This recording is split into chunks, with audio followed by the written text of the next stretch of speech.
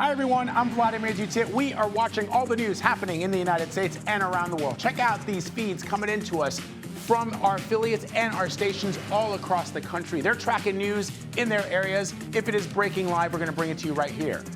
Start out with cross-border tensions escalating up in the Middle East as Israel and Hezbollah exchange hundreds of deadly strikes. And soon, the suspect in the second apparent assassination attempt on former President Donald Trump will be due back in court. We'll tell you what to expect from today's hearing.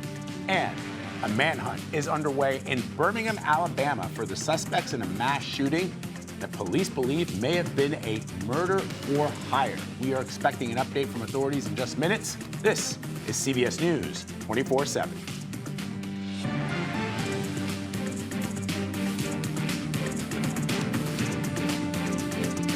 But we begin this morning in the Middle East, where Hezbollah is striking back at Israel for launching intense missile attacks overnight. Check out these images coming into us this morning. More than 150 people killed. The militant group is calling it an open-ended battle of reckoning. Israel says it struck more than 300 Hezbollah targets and is now warning thousands of residents along Lebanon's southern border to evacuate immediately. It vows to broaden out the attacks and launch a, quote, large-scale offensive in the region. I want to bring in CBS News Chief White House correspondent Nancy Cordes for more on this and how the White House might be responding to the latest tensions in the area. Nancy, what are you hearing from the president and his advisors? Well, Vlad, they've been concerned for weeks, even before the escalation we saw over the weekend. And when the president returned back to the White House yesterday afternoon, reporters here asked him about it. And here's what he said, and I'm quoting. He said, "Yes, I am concerned, but we're going to do everything we can to keep a wider war from breaking out, and we're still pushing hard." That's very similar to what we've been hearing from him for a long time, acknowledging his concerns as we see Israel trading fire both with Hamas in Gaza and now with Hezbollah in Lebanon, but not getting into a lot of specifics about what he thinks can turn things around. The president of Israel, I should add, was on Face the Nation this weekend, and Margaret Brennan asked him about the back and forth between Israel and Hezbollah and how he thinks it's going to affect the constant negotiations that are going on with Hamas to bring hostages home. He acknowledged that that is an issue, but he said essentially Hezbollah started it. Israel is simply defending itself. He said he supports the U.S. efforts to continue to try to bring about a ceasefire, but obviously, Vlad, things are only getting worse between Israel and Hezbollah. Nancy, I seem to recall in the wake of the president stepping aside to let the vice president, Kamala Harris, run for the office, that there was talk that he would focus primarily in the last couple of months, weeks of his administration on trying to take sort of a larger role in the negotiations to end the conflicts that are happening between Israel and certainly Hamas and now perhaps Hezbollah. I wonder where the president is in that aspect of the waning days of his administration. How active? I know that Anthony Blinken has been out in the region several times, but I wonder how active a role the president is taking. Right. So he is definitely in constant communication with Anthony Blinken, with his CIA director, Bill Burns, with Amos Hochstein here at the National Security Council and others who have really been point people in this shuttle diplomacy going back and forth between the U.S. and the Middle East, talking to Israel, talking to Qatar, and trying to forge some kind of agreement here. The president himself, you're right, he's not jetting off to Israel to conduct these negotiations. I don't think that there's a sense that that would necessarily be helpful, but he is definitely dialed in, and he's going to be attending the UN General Assembly in New York this week, this once-a-year gathering where he has the opportunity to meet with leaders from the region, leaders from all over the world, and there's a great amount of concern about what these leaders are seeing in the Middle East. And so I believe that you'll be seeing a lot of one-on-one meetings between the president and other leaders, and you'll see reflected in his speech at the General Assembly as well an effort to send a message to those leaders in the Middle East about trying to come to some kind of an agreement that would stop the bloodshed. All right, Nancy Cordes for us reporting from the White House, where we expect, as you say, Nancy, the President of the United States will be here in New York City for the UN General Assembly. Nancy, great to have you. Thank you. You got it. All right, a manhunt is underway in Birmingham, Alabama this morning for the suspects who opened fire outside a popular night spot, killing at least 4 people and wounding 17 others on Sunday morning. Now, police believe it was a targeted shooting, possibly a murder for hire. This is a live look in Birmingham, where officials are expected to give an update on the manhunt in just a few minutes. We're going to bring that live to you as it happens. But joining me now with the very latest on what is going on there is CBS News correspondent Christian Benavides. So, Christian, I think a lot of people waking up this morning are scratching their heads. Murder for hire? Break that down for us. What have you learned this morning? Vlad, so many questions about how this happened. It took place over the weekend on a Saturday night. This is a bustling nightlife district. One of the survivors of the shooting tells me that there were about 150 people right here, sort of waiting in line to get into a hookah lounge. What happened is that a vehicle is believed to have pulled up, multiple suspects jumping out of the vehicle. This according to the preliminary investigation. They jump out of the vehicle and indiscriminately open fire on the crowd, but they were specifically targeting just one person. What is so brazen about this is that they were targeting one individual, yet they indiscriminately opened fire. 21 people were shot, 4 were pronounced dead, 3 were pronounced dead on scene, 1 at the hospital. All right, Christian Benavides for us. We're awaiting, of course, that press conference. I know you'll be tracking those developments, Christian, and we'll check in with you as new developments warrant. Thank you very much. All right, a suspect accused of the second attempted assassination of former President Donald Trump, there you see him on your screen, will face a judge this morning. His name? It's always tricky in this new studio. Ryan Wesley Routh is his name. He is facing at least 2 federal gun charges. Police officers in Florida arrested him in a short time after Secret Service agents spotted a rifle pointing out of the bushes on a golf course where former President Donald Trump was playing a round of golf. Agents opened fire, but the suspect fled. Police released a note allegedly written by the suspect with pictures of an AK-47 style weapon. CBS News national correspondent Manuel Bojorquez is outside the courthouse with more. This will be a bond hearing, so essentially the judge will decide whether the suspect, Ryan Routh, should be released on bond. And ahead of that, the federal government, the Department of Justice, issued new documents related to the case in which they lay out their case for the judge as to why Routh should not be released. And in that document, there is a lot of new information about what they are building the case against him. They say he arrived from North Carolina on the 14th of August and that on multiple days and times from August 18th to September 15th, his cell phone number essentially was pinged in the area around the golf club and Mar-a-Lago. Also, that a civilian called the federal authorities and said that Routh had delivered a box to their home months prior. That person did not open it until after the security incident happened on the 15th of September.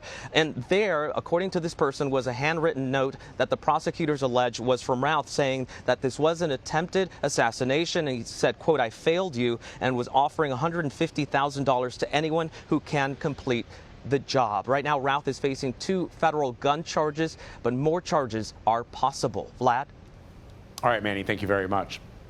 We're keeping an eye on a storm system developing in the Caribbean Sea this morning. It's likely to become a tropical storm or even a hurricane, posing a possible threat along the Gulf Coast from Louisiana to Florida as early as Thursday. It's also expected to bring heavy rains over portions of Central America and could also drench Cancun, Cozumel, and western Cuba tomorrow. So let's bring in CBS News Philadelphia meteorologist Grant Gilmore with the first look at the national forecast. I'll tell you what, as we start off the first full day of fall, many places across the country actually feeling a little bit like fall. The Northeast, a small chance of rain, but definitely cooler temperatures across the northern tier states, feeling that cooler air as well. But the chance for showers across a good portion of the Midwestern states into the southern plains. But I'll tell you, a lot of focus is going to be on the northwestern Caribbean, where an area of low pressure will continue to organize. Right now, an 80% chance that it develops develops into a tropical depression or even a tropical storm within the next couple of days. A good chance of development as it goes into the Gulf of Mexico as we head through the middle of the week. In fact, a lot of forecast models suggesting that we could have a hurricane on our hands as we go into the middle of the week. The forecast models in fairly good agreement here, so we'll keep a very close eye on it. Even if it's not a hurricane, still tracking for a wide bit of potential impacts from heavy rainfall and tropical storm force winds. We'll track this one closely. We'll have a lot more information about this here coming up in just a bit. Back to you. All right, Grant, thanks so much. House Speaker Mike Johnson unveiled details of his Plan B to keep the government open and to avoid a government shutdown before next week's deadline. What we know about the proposed funding bill. You're streaming CBS News 24/7.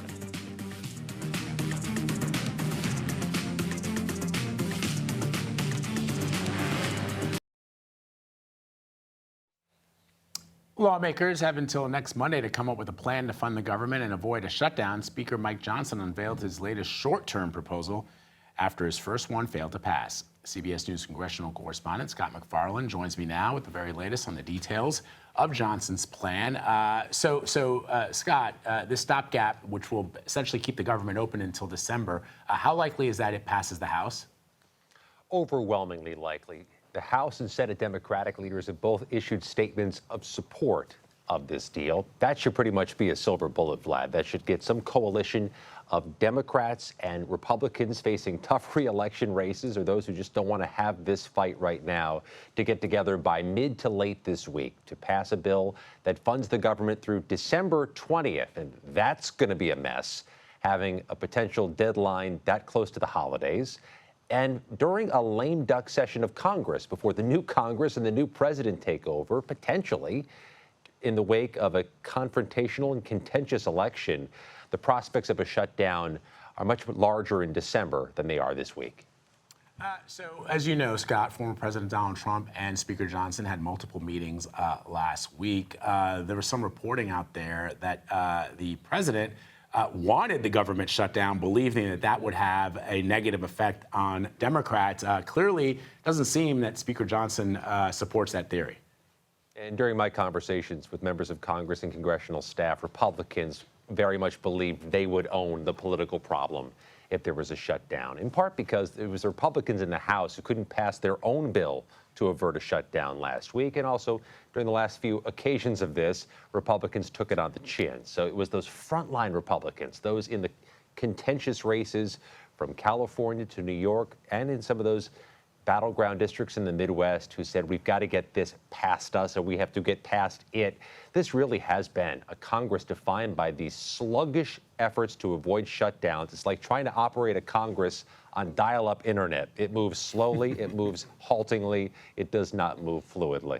Yeah, maybe they should unplug it and plug it back in. Maybe it's done at the ballot box. All right, Scott, thanks so much. Appreciate you, brother. Thanks, Vlad.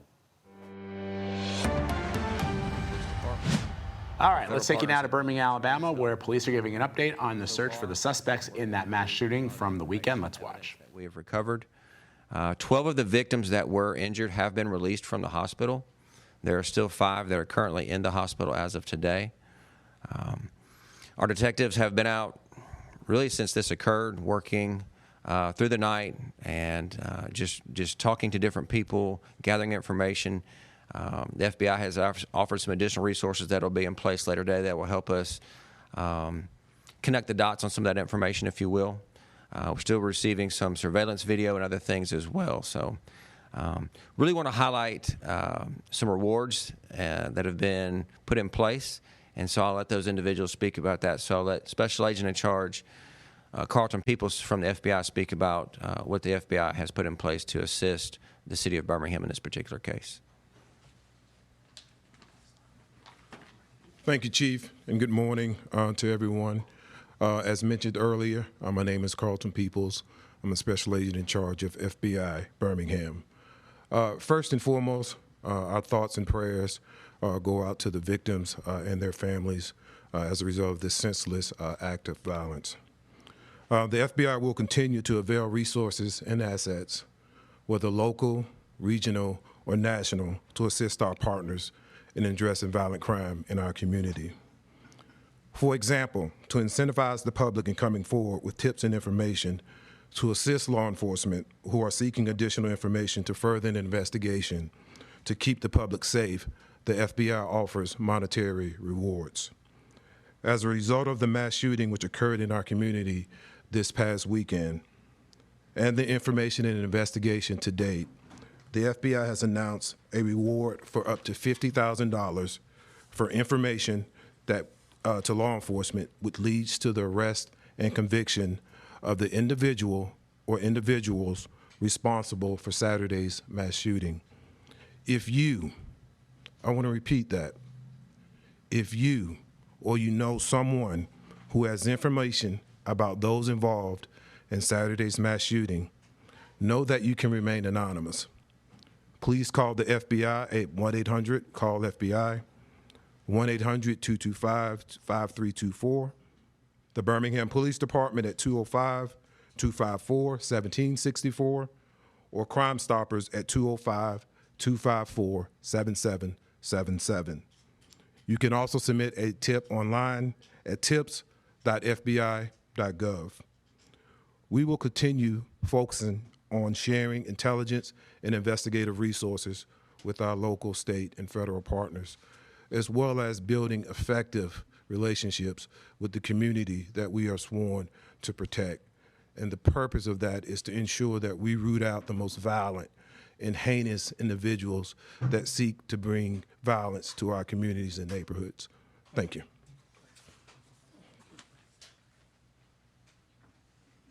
Good morning. I'm Frank Bearfield, Chairman of Crime Stoppers of Metro Alabama.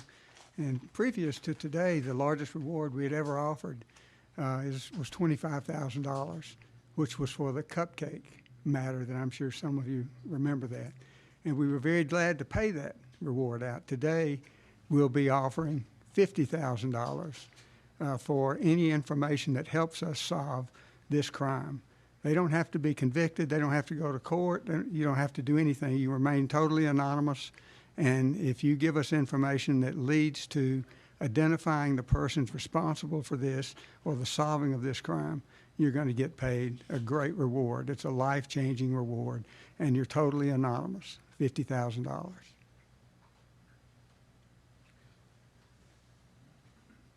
I want to thank you all for being here with us all this morning.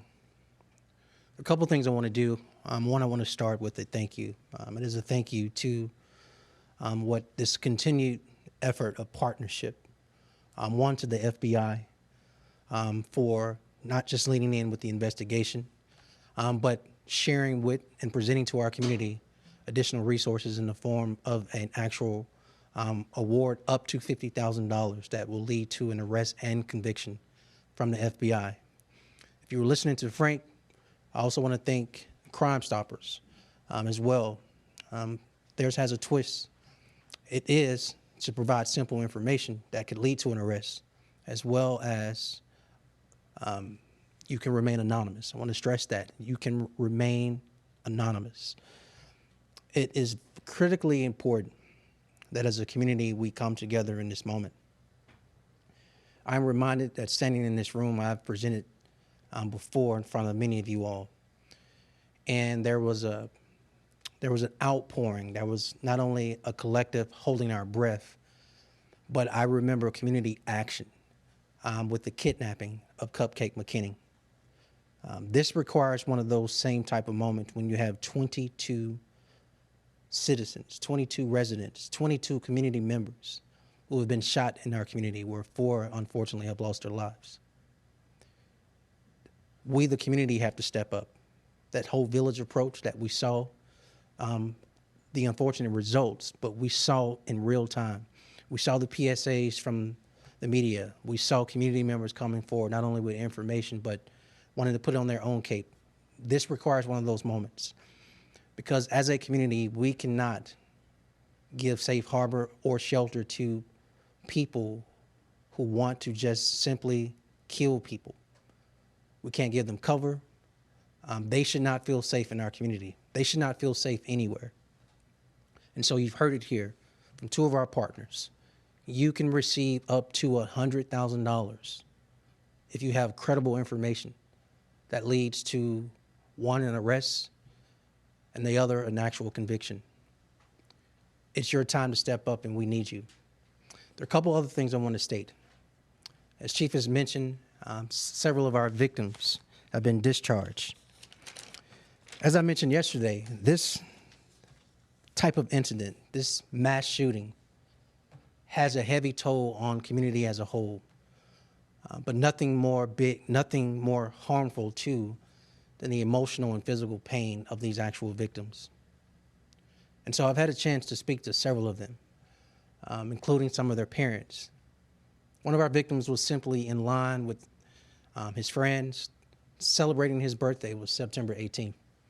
His mom mentioned to me that they usually go out of town for his birthday, but he decided to celebrate his birthday here. Talked to another victim and her mother. And the mother was as emotional as her daughter as she should be. But a simple request of the emotional toll this has had on her daughter's life, and if there are any available resources for counseling. I want you all to imagine the other 20 victims, where 4 of them, their families have to pick up the pieces because I or their family can't talk to them. And the other victims as well, who are some still in the hospital and some who have been discharged. If there ever was a time for us to come together as a community, this is the moment. But I want to make myself very clear on what the priority is. It is to hunt down, capture, arrest, and convict the people who are responsible for this mass shooting. You see, it's easy to see people in a line who most likely are unarmed because to enter a club, you can't have a weapon on you. And so on one hand, as heinous as this was, it was also one of the most cowardly things we've also seen. They're cowards. And I think we're at a point where we can take people who don't care about lives, have a reckless disregard for lives, and also adding that they're cowards to do this in the way they did off the streets. And so everyone who wants to play detective on social media, everyone in the streets that's pointing the finger at the police and everyone else, this is your time to step up. And there's an ample award for you doing your part as a community. All right, folks, you've been listening to a press conference there by the mayor and other officials in Birmingham, Alabama. This is in relation to the shooting that happened over the weekend, mass shooting, where 4 people ultimately were killed, more than 24 or nearly 24 injured. Several of the victims have been identified. 12 of the 17 injured have been released from the hospital. As you heard the mayor there say that there is a $50,000 reward for information leading to the arrests of the suspects. It's completely anonymous, so no one will know your participation. So far, police don't have anyone in custody. Again, the number of folks that have been shot in this mass shooting in Birmingham, Alabama, 22 in total. We're going to continue following developments on the ground there. We've got our correspondent, Christian Benavides, who is on the ground reporting from the scene. We'll check in with him all throughout the day right here on CBS News 24/7. Meanwhile, quick break. We'll be right back.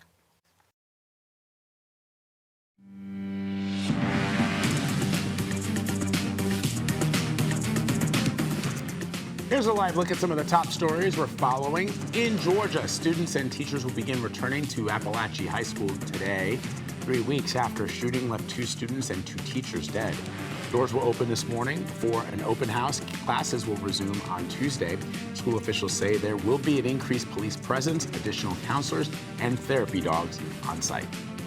Streets turned to rivers in parts of London after torrential rains poured down overnight. These are pictures from Bedfordshire, where cars there were submerged and stranded. According to officials, more than a month's worth of rain fell in just 24 hours in parts of England and Wales. And there's a runaway bull on the loose in Massachusetts right now. A stampede. Is it just one? The runaway one is still missing. All right, that's what the control room is telling me. It's a stampede from a rodeo at a shopping mall in North Attleboro yesterday. It sparked a 3-hour search for the 8 bulls. First responders finally found some of them in someone's backyard, corralled the runaways into a trailer. No one was hurt, but the search continues for one dude who's still on the run. That's one of the bulls, that is. I don't blame him. Keep running. How the animals got away, though, is still under investigation. I like how they have wranglers on horses. This is in Massachusetts, folks. This is in Massachusetts. Love it. All right, with the election just 43 days away, new CBS News polling shows Vice President Harris pulling ahead of former President Donald Trump among likely voters. Harris currently stands at 52% to Trump's 48%. And in battleground states, she stands at 51%, up from the 50-50 split last month. Now, the change comes as more voters have a positive view of the economy falling interest rates and gas prices. So joining me now with the very latest on both campaigns, our CBS News political correspondent, Caitlin Buie-Hearns, and campaign reporter, Nidia Cavazos. All right, so ladies, let me start with you, Nidia.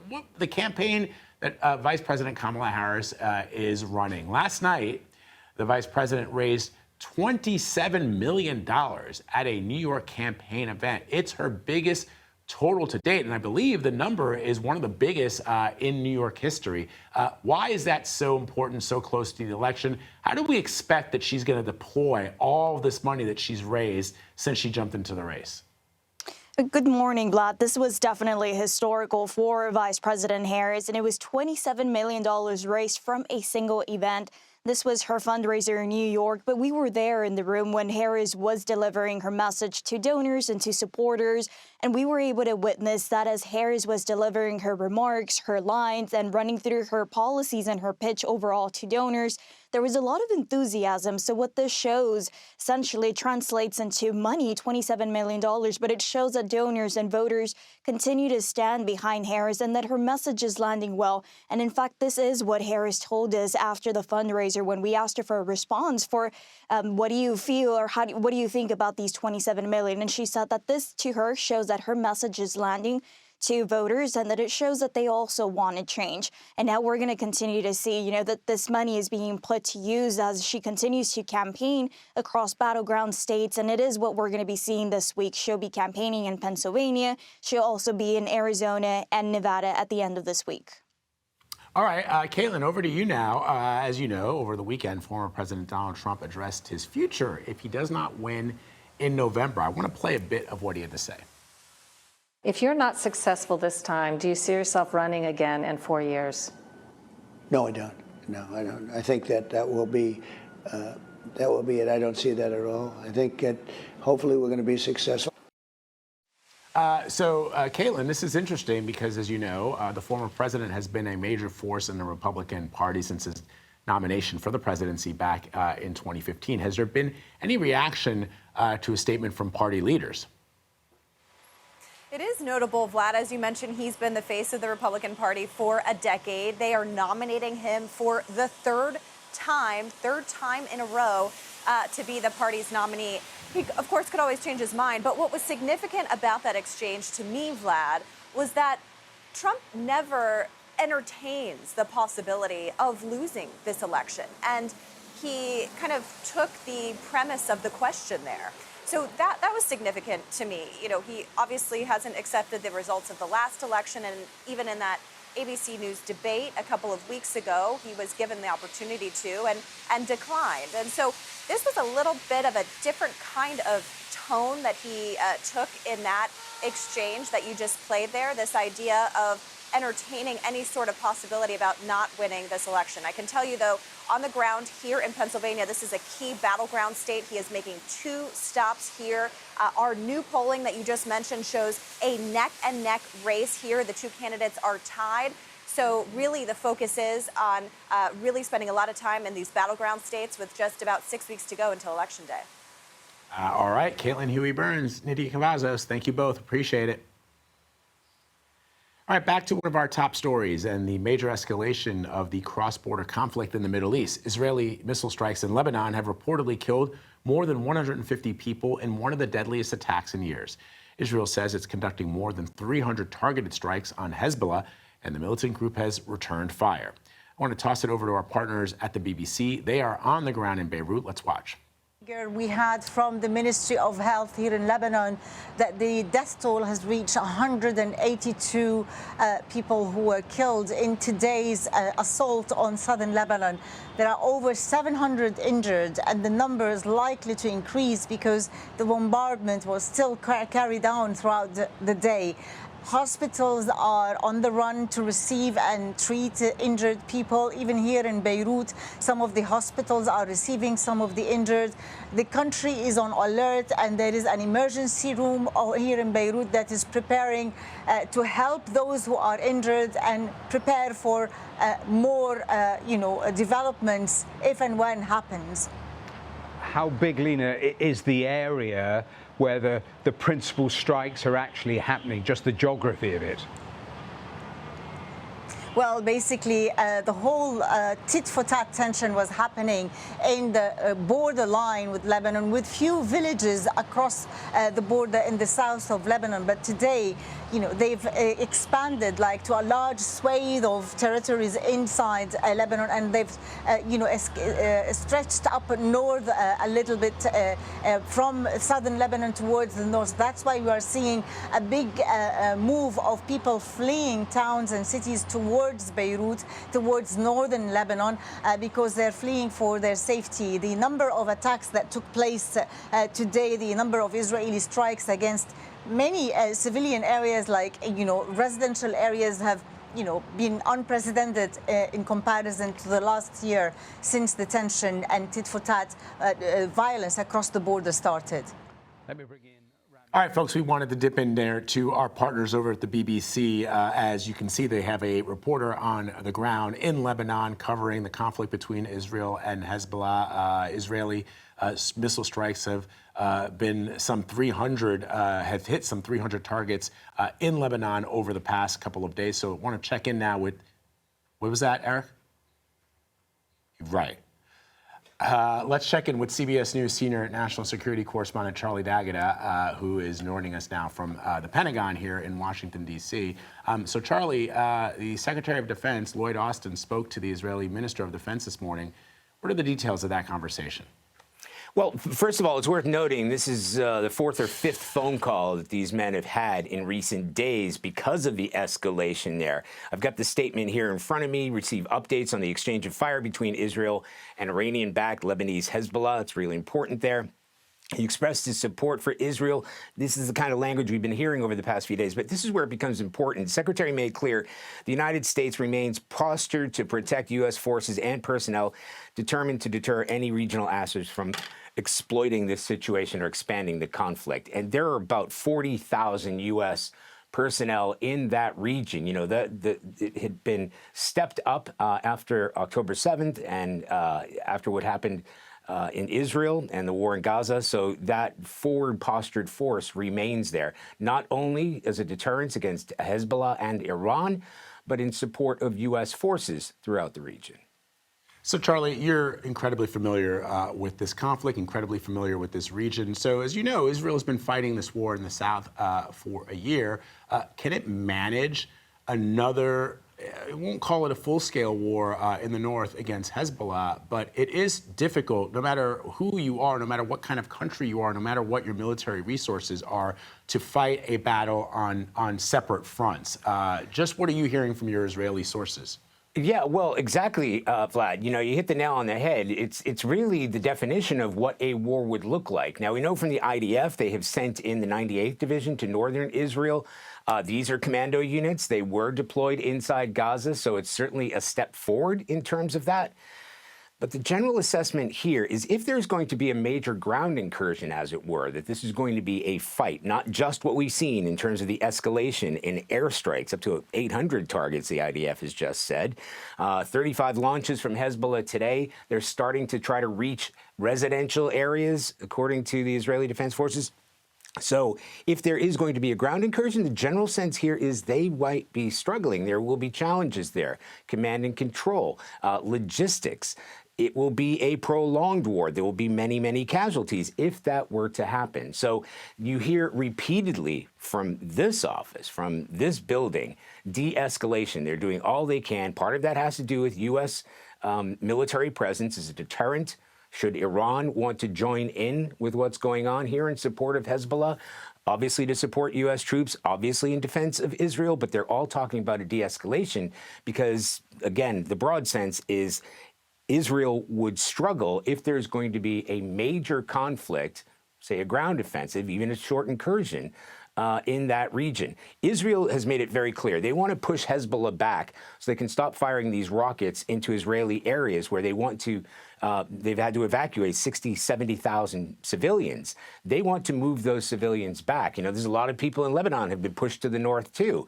So as was said in Defense Secretary's note, it's important that we'll allow residents on both sides of the border to return to their homes as quickly and safely as possible. All right, Charlie D'Agata, with that information so crucial to his many years reporting from the region. Charlie, we appreciate you. Thank you. Thanks, Vlad.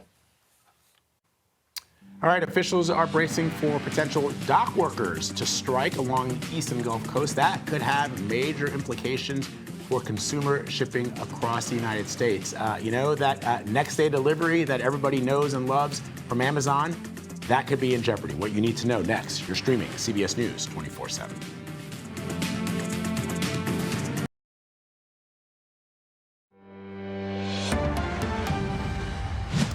All right, let's take you now to the White House, where President Biden is hosting the champion Gotham FC soccer team of the National Women's Soccer League. Let's listen to the president. Soccer League history. Welcome to the White House of the 2023 championships, the Gotham FC.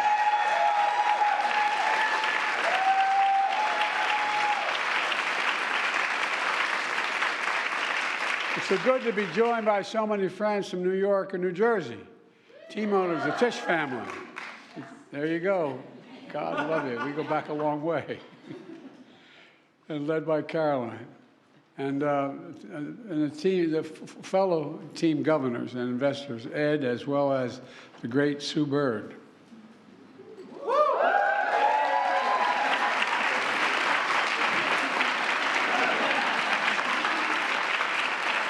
Was here a few years ago to celebrate Seattle Storm's WNBA championship, and she's simply incredible.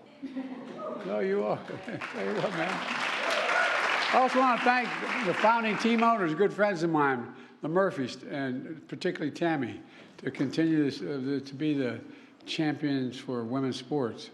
They couldn't be here today because they're representing the great state of New Jersey on a trade mission abroad, but I also want to thank New Jersey's newest United States Senator, George Helmsley. Where is George?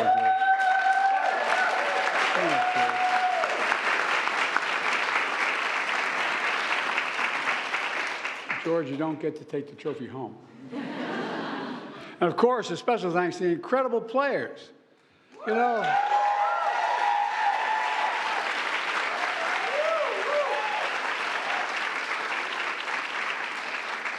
one thing is clear. This organization is no stranger to adversity. In 2022, Gotham placed last in the entire league. There were doubts about turning things around, but you never gave up. You never gave up. And you kept the faith, as my mother would say. You retooled the roster, hired a new coach. Something clicked. And after a tough season, you're in the final team to make the playoffs. But the saying goes, winners simply win. Back-to-back playoff wins, holding North Carolina and Portland scoreless. And then beating Seattle to win it all. The new Tiffany Trophy is won at a new home now in Gotham. Look, just yesterday, you clinched the playoff spot, so maybe you'll be back here next year.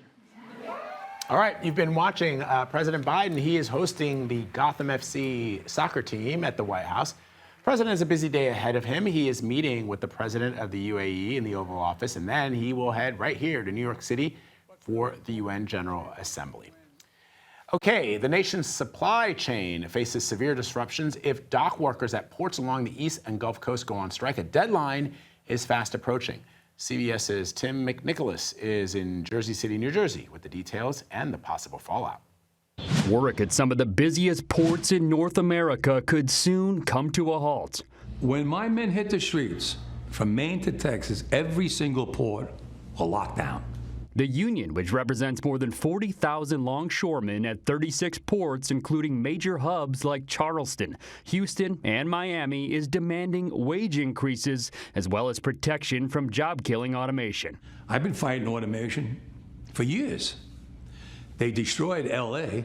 Workers are threatening to strike if a new labor agreement with shipping companies represented by the United States Maritime Alliance is not reached by October 1st. All activity in the Port of New York and New Jersey with regards to containerized cargo and automobile cargo will cease. Each year, more than $200 billion worth of goods, including car parts, construction materials, and produce pass through the port of New York and New Jersey alone. That trade supports more than 500,000 local jobs. A 2-week strike could, cause these disruptions to feed into early 2025. Ryan Sweet with Oxford Economics says if a deal isn't reached in time, a stoppage could disrupt more than half of U.S. shipping traffic. This is going to be very disruptive to the U.S. economy. In a statement to CBS News, the U.S. Maritime Alliance says it has not been able to schedule new bargaining sessions with the union, adding the only way to resolve this is to resume negotiations. Tim McNicholas, CBS News, Jersey City, New Jersey. All right, coming up, we are watching a storm system brewing in the Caribbean. The most up-to-date forecast is coming up next. You're streaming CBS News 24/7.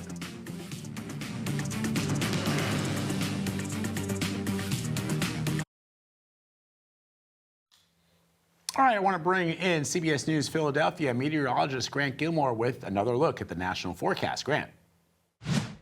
Yeah, a lot of eyes have been on the northwestern Caribbean for the last several days, but now this area of low pressure is starting to get a little bit more organized, and it looks like it has a good chance of developing into either a tropical depression or a tropical storm within the next couple of days. So we may have that on our hands as it tracks northwest into the Gulf of Mexico. National Hurricane Center just came out with this new update, and that's an 80% chance of developing into that tropical cyclone, be it a depression or a storm, over the next 2 days, but an almost 90 to 100% chance of becoming a depression or storm as it moves into the Gulf of Mexico over the next 7 days. Honestly, by Wednesday, we could have a hurricane on our hands. The forecast models have been in fairly good agreement. You see how tightly packed those lines are, each one of those lines representing a different forecast model and where it thinks the center of this storm will track. Notice, though, as it tracks north into the Central Plains, it sort of spins, it does a couple of loops. That's as the whole low pressure system slowly weakens. Here's one of the forecast models you see as it moves out of the Caribbean and into the Gulf of Mexico.